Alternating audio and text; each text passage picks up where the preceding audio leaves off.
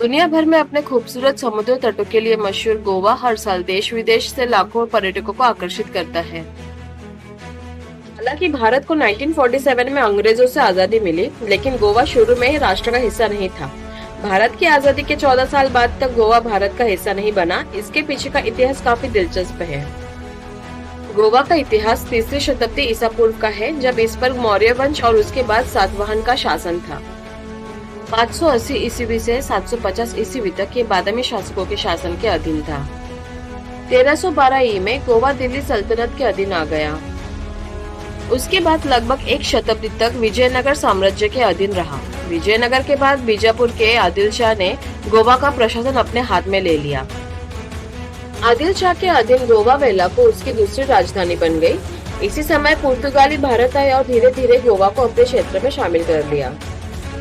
1510 में पुर्तगाली governor Alfonso D Albuquerque ने गोवा पर आक्रमण किया। बिना अधिक प्रतिरोधक के पुर्तगालियों ने गोवा पर कब्जा कर लिया और लगभग 450 वर्षों तक इस पर कब्जा रखा। हालांकि उस समय भारत ब्रिटिश औपनिवेशिक शासन के अधीन था। गोवा पुर्तगाली नियंत्रण में रहा। लगभग 270 वर्षों के पुर्तगाली प्रभुत्व के बाद पुर्तगाली शासन से स्वतंत्रता प्राप्त करने के प्रयास तेज हो गए। गोवा के एक गांव कैंडोलिम में एक स्थानीय पुजारी के परिवार ने पुर्तगाली अधिकारियों के हाथों स्थानीय लोगों के साथ होने वाले भेदभावों के खिलाफ आवाज उठाई।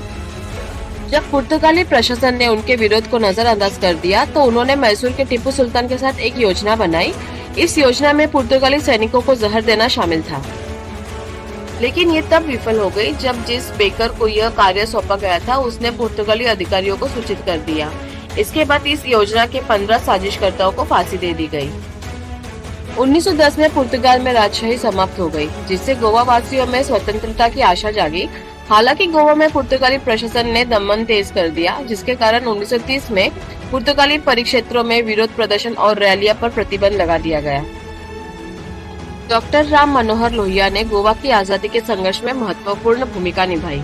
उन्होंने 1946 में अपनी यात्रा के दौरान पुर्तगाली शासन के तहत गोवा वासियों पर हो रहे अत्याचार को देखा। लोहिया ने 200 लोगों की एक बैठक आयोजित की, जिसके कारण पुर्तगाली अधिकारियों ने उन्हें 2 साल के लिए गिरफ्तार कर लिया, लेकिन जनता के भारी आक्रोश के कारण बाद में उन्हें छोड़ना पड़ा। हालांकि पुर्तगालियों ने 5 साल के लिए लोहिया के गोवा आने पर प्रतिबंध लगा दिया।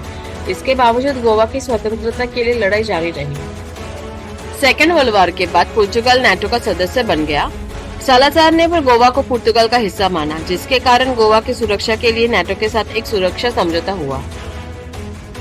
भारत ने गोवा की स्वतंत्रता के लिए पुर्तगाली प्रशासन के साथ बातचीत का प्रयास किया, लेकिन उसे प्रतिरोध का सामना करना पड़ा। पोर्टुगीज का संयुक्त राज्य अमेरिका के समर्थन सहित अंतर्राष्ट्रीय दबाव के बीच भारत ने 1961 में बलपूर्वक गोवा को मुक्त करने का निर्णय लिया। ऑपरेशन विजय में नौसेना और वायुसेना सहित 30,000 भारतीय सैनिकों को गोवा भेजा गया।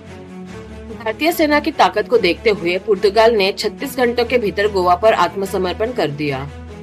19 दिसंबर 1961 को पुर्तगाली जनरल मैनुअल एंटोनियो वसालोई सिल्वा ने आत्मसमर्पण दस्तावेजों पर हस्ताक्षर किए, जिससे 450 वर्षों के पुर्तगाली शासन का अंत हुआ और गोवा भारत का अभिन्न अंग बन गया। तो ये थी गोवा की कुछ दिलचस्प कहानी। अगर वीडियो अच्छी लगी हो तो प्लीज लाइक, शेयर और सब्सक्राइब जरूर कीजिए। आपका दिन मंगलमय हो।